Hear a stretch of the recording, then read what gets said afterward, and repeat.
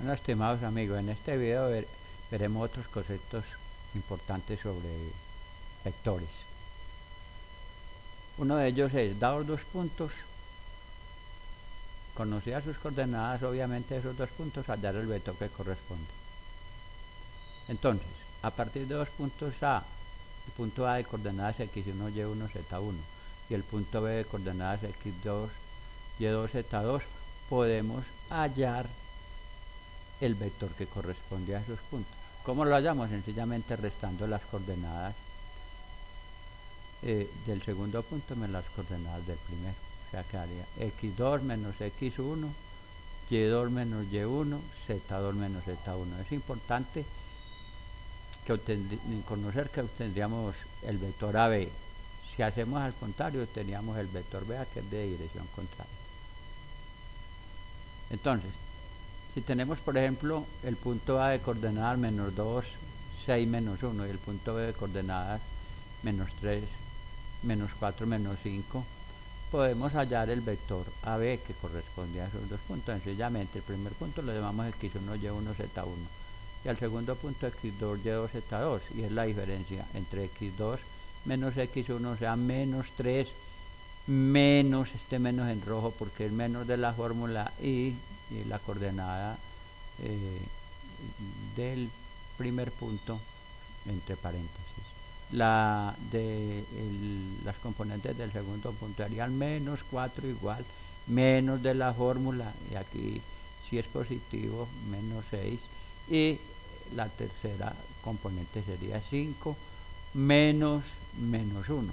Por tanto, el vector A quedaría de coordenadas menos por menos da más, menos 3 más 2 quedaría menos 1, menos 4 menos 6 menos 10, y menos por menos da más, 5 más 1. O sea, el vector A quedaría de coordenadas menos 1, menos 10, 6. Traslación de un vector es otro concepto importantísimo para los propósitos de este curso. Un vector se puede trasladar paralelamente a sí mismo o a una recta en una, en dos o en las tres dimensiones, siempre y cuando se conserve su magnitud, dirección y sentido. También se puede trasladar a lo largo de la recta. Aquí tenemos un ejemplo. Si tenemos, por ejemplo, el vector B, que es paralelo al vector B1, el vector B lo puedo trasladar paralelamente al vector B1 en esta dirección o hacia abajo, o también el vector B lo puedo trasladar a lo largo del vector B1 y sería el mismo vector. Vector director de una recta es otro concepto importantísimo. Todo vector que esté contenido en la recta o sea paralelo a ella sirve de vector director de la recta. Por tanto, una recta no tiene un solo vector director, puede tener infinitos vectores directores. Lo único que se pide es que sea paralelo.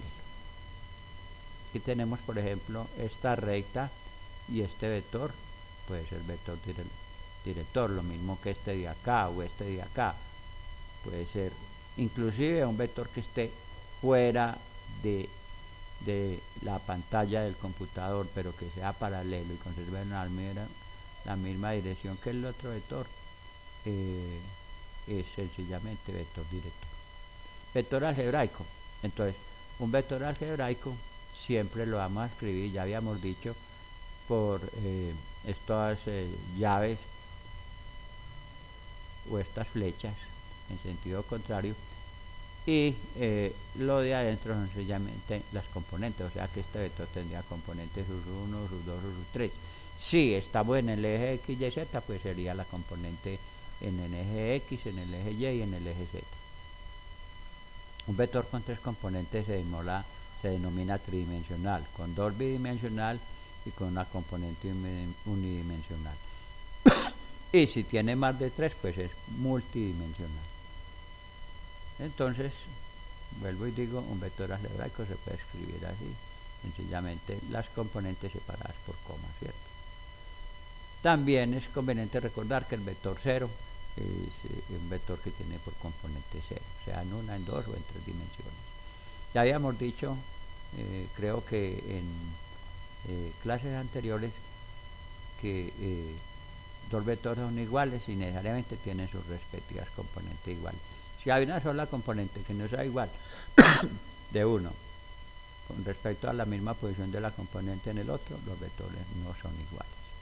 Por ejemplo, aquí tenemos el vector A de componentes 1, 2, 3, el vector B de componentes 1, 2 y el C de 1, 3. Obviamente que los únicos vectores que son iguales son el vector A y el vector C. Ahí entonces, estimados alumnos, veríamos otros conceptos importantes de vector.